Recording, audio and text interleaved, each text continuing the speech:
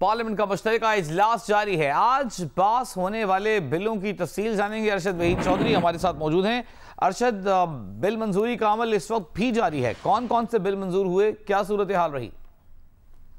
जी वजी सानी, बिल्कुल आज पार्लियामेंट के मुश्तरका इजलास में जब इस्तादे मनी लॉन्ड्रिंग बिल जो दूसरा बिल था वो मंजूर हो रहा था तो उस वक्त अपोजिशन ने शदीद एहतजाज किया, क्योंकि उनकी जो तरामीम थी ना तो स्पीकर वो लेने के लिए तैयार थे और ना उन्हें बोलने के लिए माइक देने के लिए तैयार थे। जैसा कि अपोजिशन लीडर शहबाज शरीफ ने भी बोलने की कोशिश की तो उस पर भी ये एतराज़ किया गया कि जिसकी तरामीम मौजूद हैं सिर्फ वही बात कर सकता है, दीगर कोई रुकन भी बात नहीं कर सकता। तो इस पर जो अपोजिशन थी वो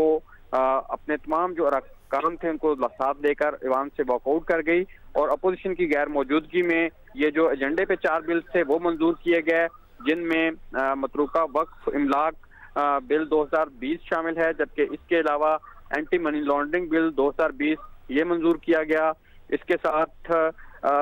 सर्वेइंग एंड मैपिंग तरमीमी बिल 2020 और इस्लामाबाद हाई कोर्ट तरमीमी बिल 2019 ये बिल जो है ये अपोजिशन की गैर मौजूदगी में मंजूर किए गए और हुकूमत ने फायदा उठाते हुए सप्लीमेंट्री एजेंडा जो है वो भी साथ इसमें रखा और इसके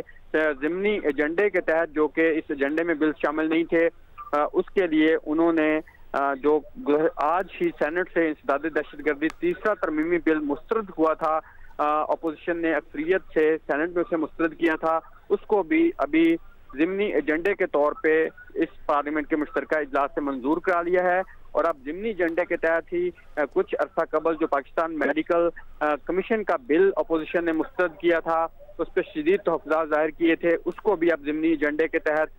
इसमें लाया गया है मंजूरी के लिए और अब उसकी शिकबार मंजूरी जो है इस वक्त पाकिस्तान मेडिकल कमीशन 2019 के बिल की मंजूरी भी जो है वो उसकी मंजूरी का अमल जारी है और उसके बाद एक बिल और सप्लीमेंट्री एजेंडे में है तो वो भी मंजूर किया जाएगा। तो इस तरह मजमूई तौर पे ये तकरीबन 7 बिल जो हैं वो आज मुश्तरका इजलास में ये मंजूर हुकूमत कर लेगी। जी अच्छा अरशद चौधरी, ये बताइएगा 190 अराकीन ऑपोजिशन के मौजूद थे, 200 अराकीन हुकूमती मौजूद थे, मजमूई तौर पर 226 अराकीन हैं मुश्तरका ऐवान में ऑपोजिशन के। 36 अरकान कौन से थे जो मौजूद नहीं थे? क्या इसकी तैयारी नहीं की थी ऑपोजिशन ने? उसमें वजी सानी, इससे पहले भी जो हुकूमत ने एक दफ़ा मुश्तरका इजलास बुलाने की कोशिश की थी तो उस वक्त भी अपोजिशन को ये चैलेंज दरपेश था कि क्या वो अपने तमाम अरकान को ईवान में लाने में कामयाब हो जाएगी, क्योंकि बहुत से जो अरकान थे जिसमें कुछ बुजुर्ग जिनके ज़ईफुल उमर अरकान थे, कुछ जो है वो उनको कोरोना की वजह से वो इजलास में जो रूटीन के इजलास उसमें नहीं आ रहे थे, लेकिन तब अपोजिशन की तरफ से हिदायत ये दी गई थी कि फौरी तौर पर तमाम अरकान जो है वो मुश्तरका इजलास में शिरकत के लिए पहुंचे, लेकिन फिर बैकडोर राब्तों की वजह से हुकूमत तैयार होगी कि कुछ उनकी तरमीम ले जाएंगी तो वो मुश्तरका इजलास नहीं हो सका था। तो तब भी हुकूमत को अपोजिशन को ये चैलेंज दरपेश था, लेकिन आज हमने देखा है कि आज सिर्फ ये 10 अरकान की बर्तरी से हुकूमत ये फतहयाब हुई है। हालांकि अगर अपोजिशन थोड़ी कोशिश करती और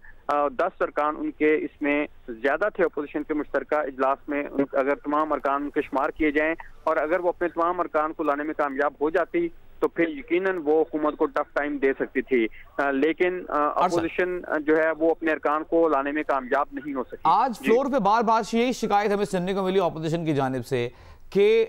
उनके लोगों को, उनके मेंबर्स को सही गिना नहीं जा रहा। तो क्या इस हवाले से उन्होंने खुद कोई गिनती की थी, कोई आदाद शुमार थे उनके पास?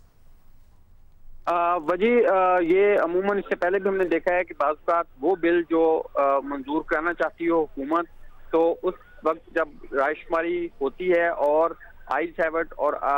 नोज हैवट के हवाले से पुकार की जाती है इजलास की मेज़बानी करते हुए, सदारत करते हुए स्पीकर की तरफ से, तो उस पर अपोजिशन एतराज़ करती है कि उनके अरकान ज़्यादा हैं तो आप इनको खड़े करके रायशुमारी कराई जाए। तो उस पर स्पीकर जो है वो उनकी गिनती खड़े करके वो जो स्टाफ है स्पीकर का जो इस वक्त अमला होता है वो करता है, लेकिन उस पे वो जो भी अमला स्पीकर को दादोशुमार देता है गिनती के वही स्पीकर अनाउंस करता है, लेकिन अपोजिशन उस पे एतराज करती है कि उनके अरकान को दुरुस्त तौर पे नहीं गिना गया और आज भी यही अपोजिशन ने गिला किया कि उनके अरकान को दुरुस्त तौर पे नहीं गिना गया, लेकिन इसकी तस्दीक जो है वो सिर्फ जो हाजिरी रजिस्टर्ड होता है, जो रिकॉर्ड होता है कौमी असम्बली का, सेक्रेटरीट का, उसी से ही पता लग सकता है कि अपोजिशन के कितने अरकान आज ईवान में आए थे। अरशद वहीद चौधरी हमारे साथ मौजूद रहेगा, कुछ देर में आपके पास वापस आएंगे।